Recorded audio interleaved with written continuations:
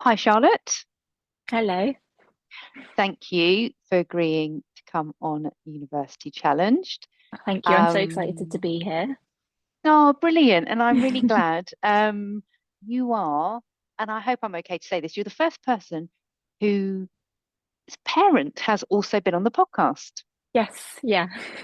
Yeah. Check out the episode with James Gray if anybody would like to hear that. But this is all about you. So, for the listeners today and the listeners to come, could you please share your name and what it is that you do for a living?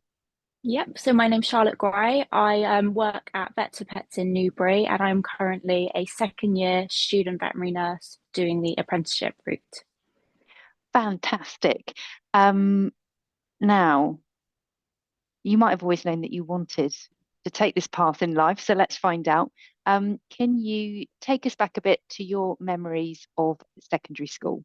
Yeah, so secondary school for me was very interesting. I very much went down the arts route compared to the academic route throughout majority of the school. So I was doing a lot of music, a lot of sports, and a lot of art. Mhm. But my passion always has been animals ever since I was 5 years old, playing with the little animal hospital little figurines and stuff. I've always known that I wanted to work with animals.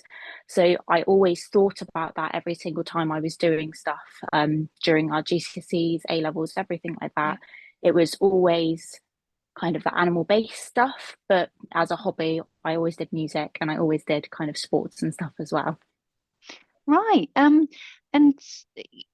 like you said, you knew early on that you definitely wanted to work with animals. Did you know what that would look like? Did you have an aspiration to be, like, say, a veterinary nurse or an equestrian farrier or something else?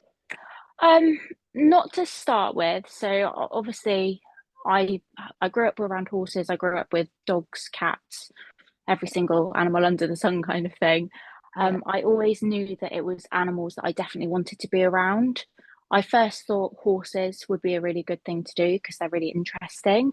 And then when I got the cats and the dogs, I kind of leaned more towards the veterinary side. But I always thought there was just veterinary surgeons, not Yeah. veterinary nurses, receptionists, veterinary care assistants. Yeah. So going through them getting neutered, them going to the vets and having such good care taken from them, I realised obviously that that kind of side was the thing that I was more interested in. And was that reflected in your GCSEs? What did you take? Oh, that's a good question. A few years ago, I took quite a lot of art stuff. So I took art, music, biology. I did double biology, Okay. double maths, statistics, Yeah. media, Yeah. um, history, humanities. I did quite a couple of extra stuff as well, just because they were quite interesting to do. But Yeah. the main stuff you need actually for doing the course that I'm on is Yeah. biology, English, and maths. So Right. the staple ones that you have that you do as a core thing, Yeah. they that's what they accept, and they're happy with those ones. Great. So when you came to take your GCSEs, what was the next step for you? What was on offer at school? Is there a sixth form where you went to school, or was it college? What were the options presented to you? So the school that I went to at secondary school, they did have a sixth form attached to it. There's obviously many other places you can go. There's many sixth forms, colleges and stuff like that. I decided to stick at sixth form at the school that I went to, and I took a variety of subjects. I took music technology, Yeah. BTech business, and Hmm. biology. So Yeah. academic and arts again. Yeah. And I thoroughly enjoyed them all, and it was very interesting to do. But to be Mm. honest, I don't use them as much as I would like to for music Yeah. technology side, which is obviously a good hobby of mine. But Yeah. for the academic side in where I work now, I do Mm. use the business and I do use the biology quite a lot.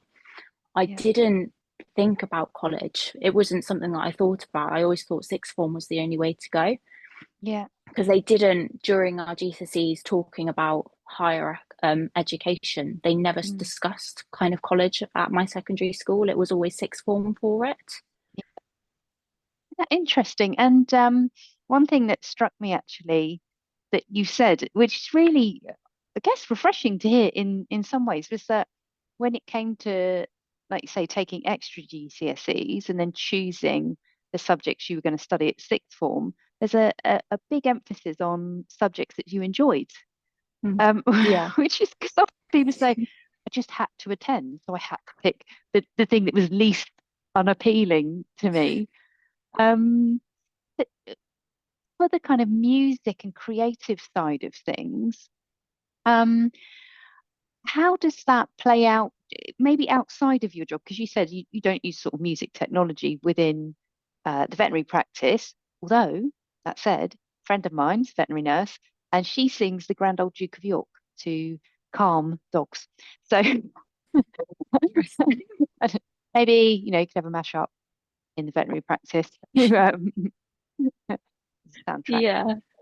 Um, so I don't use the music technology side during work, but so when I was younger, I used to I travelled and I'd done music tours and stuff outside of country. So I travelled Wow. to Prague, Italy, Yeah. uh, Austria, stuff Yeah. like places like that, and we travelled doing band stuff, singing, doing choirs. Yeah. I did an orchestra. I did the Berkshire Youth Orchestra, so I travelled Yeah. around doing stuff like that. So I performed in the Royal Albert Hall as well. So Wow. yeah, it's just mainly a hobby, and it's just something that gets your mind off of work and gets your mind off of all that stress, and you can just decompress just doing all of that instead. Well, and I guess that shows, doesn't it, that there is a role for there's a role for it to play, actually, whilst you Yeah. haven't gone on to be a professional musician, it is your outlet. And we Mm. all need one of those. What did you Yes, play? Or what do you definitely. play? I played double bass, so I chose the Nice. biggest instrument I could. Please tell me you've got like a mini or something.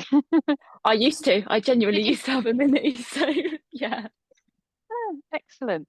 Um, right, so you've done your GCSEs, you've got your A levels, BTEC. What happens next? So during sixth form, we had an assembly, so a meeting every single week, and you'd sit down and you discuss the plan going forward. Mm. We, if you wanted to do an apprenticeship route, you got taken into a separate room, they got discussed. Whereas if it was very much university based, we want you to go to uni, we want you to have that higher education, get a degree, and you'll be amazing at whatever job you do.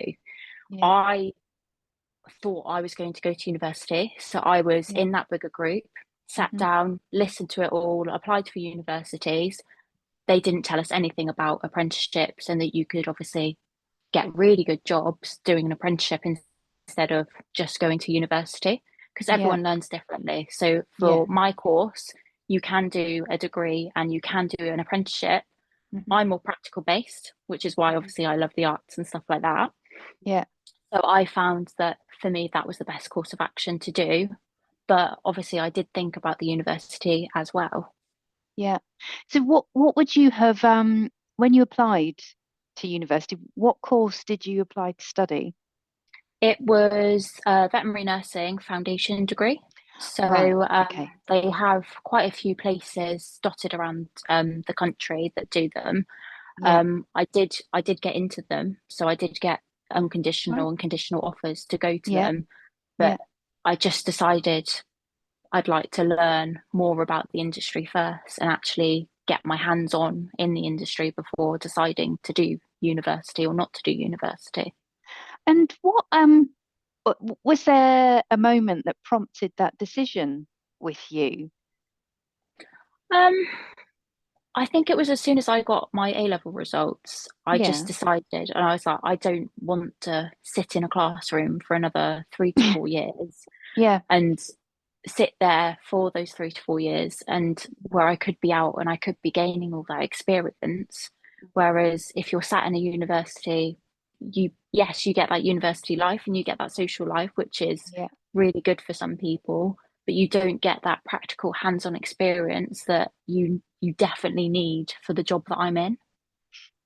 And how did you approach getting hands-on and starting to explore that career? What was your intention to explore it a little bit and then go to university, or had you found out about the apprenticeship route? So, to actually apply to do the university, you have to Mhm. have 4 weeks worth of work experience at a veterinary Ah, practice. okay. So you do get your kind of experience there, Hmm. where I did find out a little bit about the apprenticeship route. Hmm.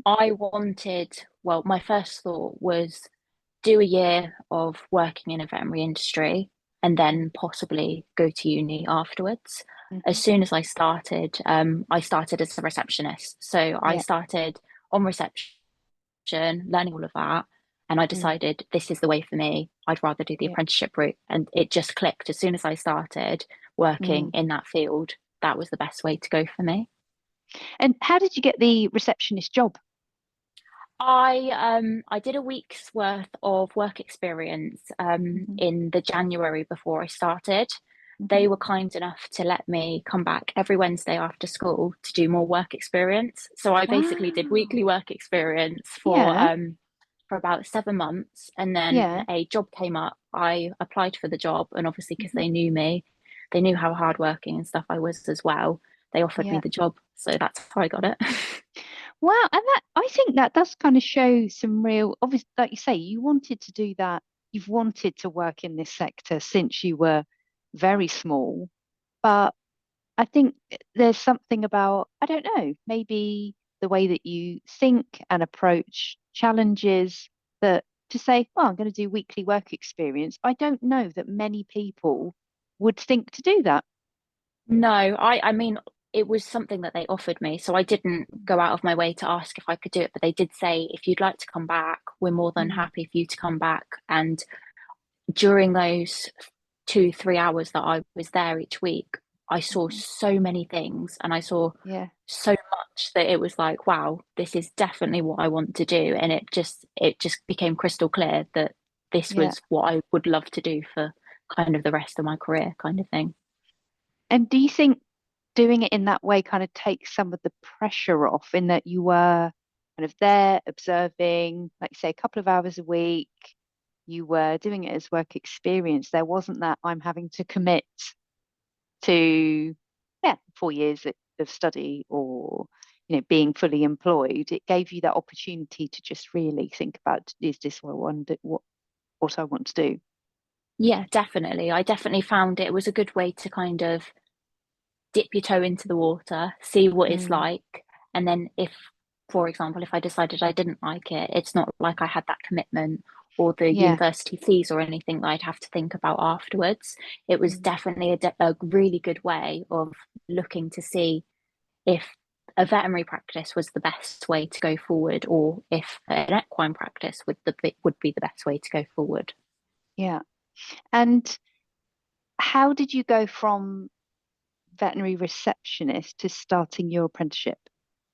So I started as a receptionist in September 2019. Hmm. They put out a job advert a couple of months later for a veterinary Hmm. care assistant, Yeah. which is a mixture of reception duties and also caring for the animals. So Hmm. you're not a veterinary nurse, but you do a lot of animal handling. You see a lot of the stuff that happens out back, and Mm, it's a really, really good way to kind of see if nursing is what you'd like to do. You don't have the responsibilities of yeah. being a veterinary nurse, but you do see a lot of the experience. You do see what they can do. Hmm. So I did that for a couple of years. I Hmm. spoke to one of my bosses and said, I'd really like to be a veterinary nurse. They said, Mm, fantastic. yeah. And they applied for me to do it as an apprenticeship at a Hmm. college. So I do day release 1 day a week. I go to college, and the rest of the days I do at work, learning as I go.